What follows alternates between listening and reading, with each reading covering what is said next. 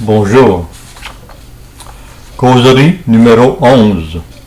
L'homme l'ébauché. Introduction.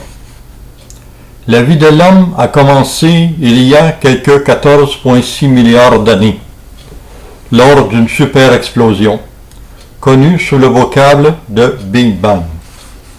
Cette super explosion fut suivie par un recyclage galactique et le pétrissage de la planète Terre.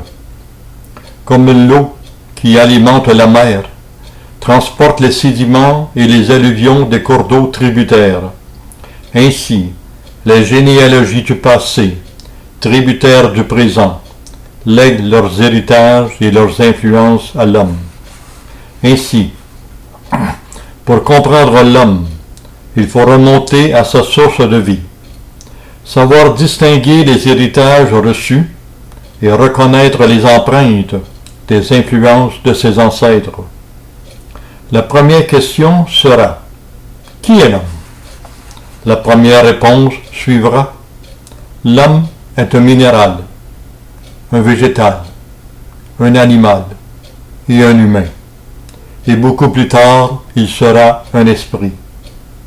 Voyons la profonde et véritable authenticité de l'homme. L'homme minéral. L'homme est un minéral amélioré. Il a hérité de la dureté et de la rigidité du minéral par sa structure dure et rigide de son squelette osseux. Le minéral est éternel par existence, mais muable par la forme. De roche, il devient sable, et de sable, il devient rocher. L'homme, le végétal. L'homme est un végétal amélioré, et le végétal est l'ébauche de l'homme.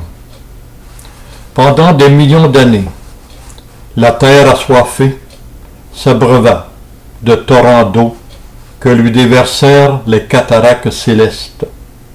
Puis dans la pénombre du sol marin, des cheminées hydrothermiques, bouches béantes, crachèrent dans un tumulte ahurissant et sans interruption leurs baves incandescentes rejetées des profondeurs. Des vapeurs suffocantes ainsi que de multiples gaz composaient ces rejets.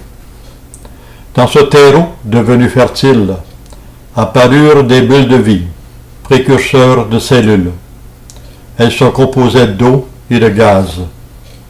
Ces cellules éphémères ne vivaient que le temps d'un soupir, puis disparaissaient. Dans un effort suprême, avant de rendre l'âme, elles se divisaient, se multipliaient, assurant ainsi la survie de l'espèce. Tandis que certains minéraux se solidifiaient et prenaient une forme matérielle, d'autres se mélangèrent avec les gaz environnants pour se transformer en nutriments. C'est ainsi qu'apparurent, dans ce milieu marin, les éléments requis à la venue de la vie, soit l'humidité, chaleur et nourriture. L'eau qui les enveloppait entretenait l'humidité. Les cheminées thermiques procuraient la chaleur, et une chimiosynthèse contribuait à la production de nourriture. Puis des individus prirent de l'ampleur, grossirent, et vers des individus plus forts. Alors ils cherchèrent à coloniser de nouveaux horizons. Instables et ballottés sur cette plaine mouvante, fortifiés par le nombre et mieux organisés, ils réussirent à se libérer de cette geôle obscure et remonter à la surface de la plaine liquide pour vivre à l'air libre. Arrivés à la surface de l'eau, l'environnement modifia leur composante de vie. Les chauds rayons de l'astre diurne le pourvurent de sa chaleur. L'air humide et l'eau du sol assurèrent l'humidité nécessaire. Puis l'acquisition d'une nouvelle addition, la chlorophylle, lui permit de remplacer la chimiosynthèse par la photosynthèse. Ainsi, le végétal assura sa propre alimentation. Germant du minéral, il hérita des caractéristiques minérales, la stabilité, la dureté et la rigidité, qu'il transforma en flexibilité et adaptation.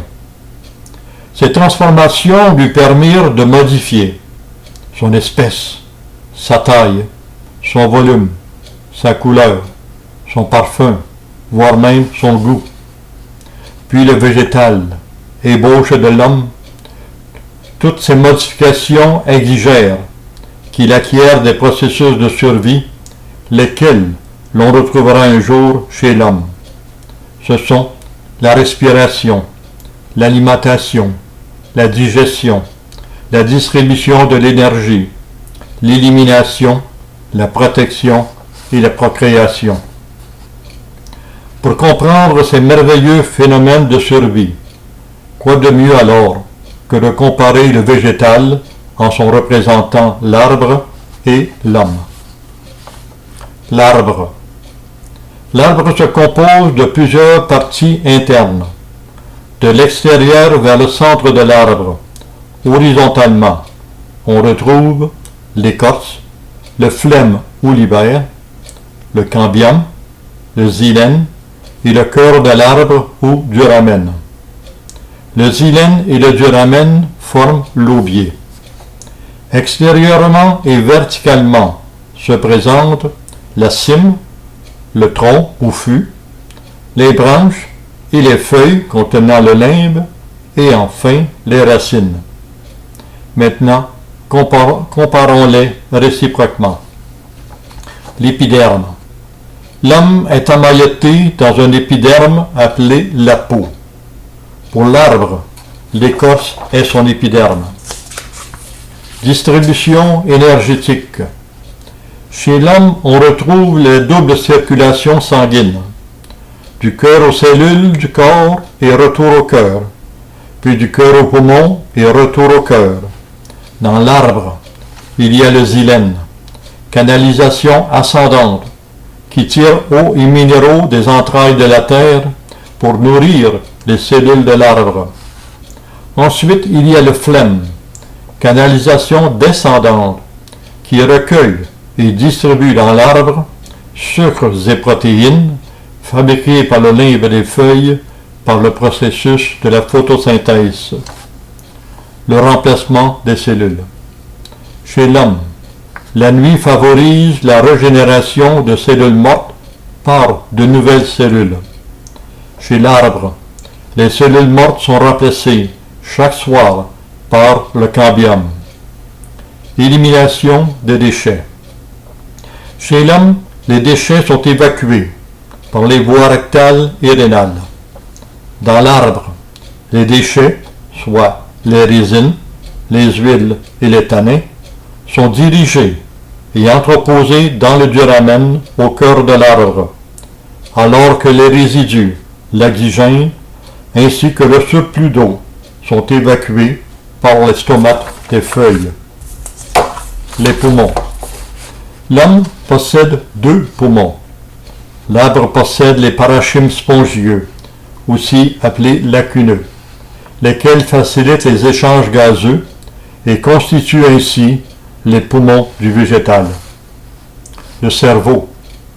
La cime des arbres contient un bourgeon terminal qui contrôle la croissance de l'arbre et ainsi joue un rôle d'un cerveau primitif. Darwin compara ce centre de croissance au cerveau des animaux inférieurs, car, pensait-il, il semble diriger la croissance de la plante. Il avait raison.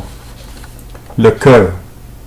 Les stomates des feuilles, comme un cœur, jouent le rôle de pompe aspirante par le mécanisme de la pression atmosphérique.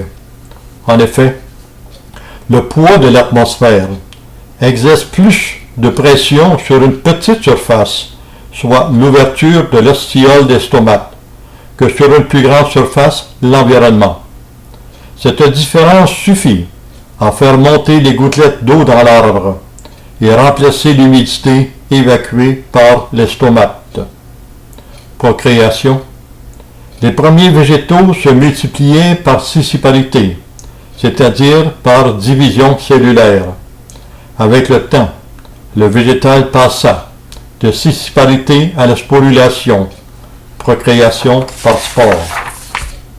L'élément mâle produisit du pollen, spermatozoïde végétal, et l'élément femelle des ovules, provenant d'ovaires. Chez le végétal, le mâle éjacule dans l'air des centaines de millions de grains de pollen, alors que le mâle humain, à son tour, pour ne pas être en reste, éjacule des centaines de millions de spermatozoïdes à chaque émission de semences. Ces acquisitions instituèrent l'hétérogamie et présentèrent les prolégomènes de la sexualité, mâles et femelles. Enfin, disons que le tronc de l'arbre deviendra le corps de l'homme. Les branches de l'arbre se développeront en membres supérieurs et inférieurs, soit les bras et les pieds de l'homme, et les feuilles de l'arbre se transformeront en doigts de main et en orteils de pied. L'homme est vraiment un végétal amélioré, et le végétal est authentiquement l'ébauche de l'homme. Merci, Armand. Si la causerie vous a plu, il serait agréable de la partager avec les amis. Merci.